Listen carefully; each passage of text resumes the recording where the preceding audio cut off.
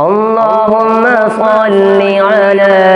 محمد وعلى آله وبارك وسلم۔ میرے آقا میرے مولا محمد رسول اللہ، میرے آقا میرے مولا محمد رسول اللہ۔ وأحسن منك لم تر قط عين، وأجمل منك لم تلد النساء، خلقت مبرأ من كل عيب، كأنك قد خلقت كما تشاء۔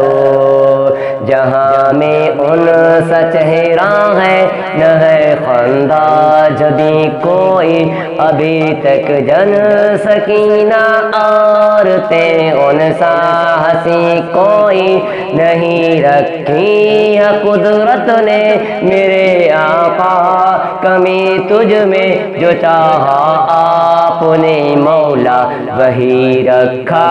سبھی تجھ میں۔ أفضات الأصابع فالجباء إلى عذراء منزلها خلاء، ديار من بني الحساس كفر توفيها الروامس والسماء، وكانت لا يزال بها أنيس خلال مروجها نعم وشاء، فدغ هذا ولكن من لطيف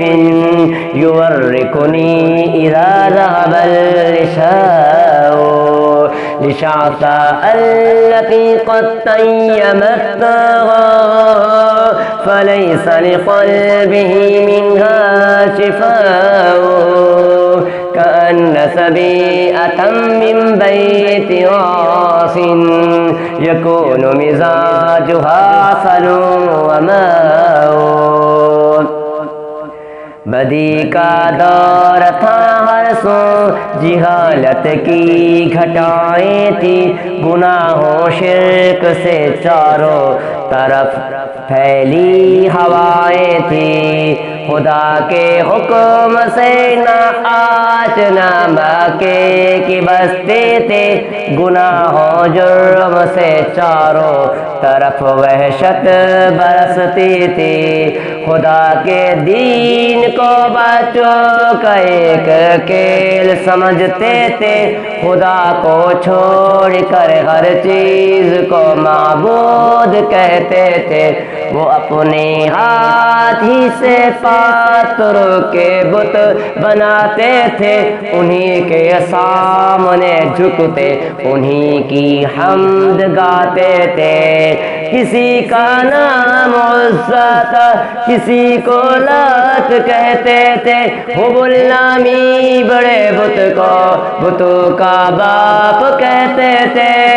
اگر لڑکی کی پادائش کا ذکر گھر میں سن لیتے تو اس معصوم کو زندہ زمین میں دفن کرتے تھے، غرض جو بھی برائی تھی سب ان میں پائی جاتی تھی، نہ تھی شرم و حیا آنکھوں میں گھر گھر بے حیائی تھی، مگر اللہ نے ان پر جب اپنا رحم فرمایا تو عبداللہ کے گھر میں خدا کا لاڈلا آیا۔ عرب کے لوگ اس بچے کا جب اعزاز کرتے تھے تو عبدالمطلب قسمت پہ اپنی ناز کرتے تھے، خدا کے دین کا پھر بول بالا ہونے والا تھا، محمد سے جہاں میں پھر اجالا ہونے والا تھا۔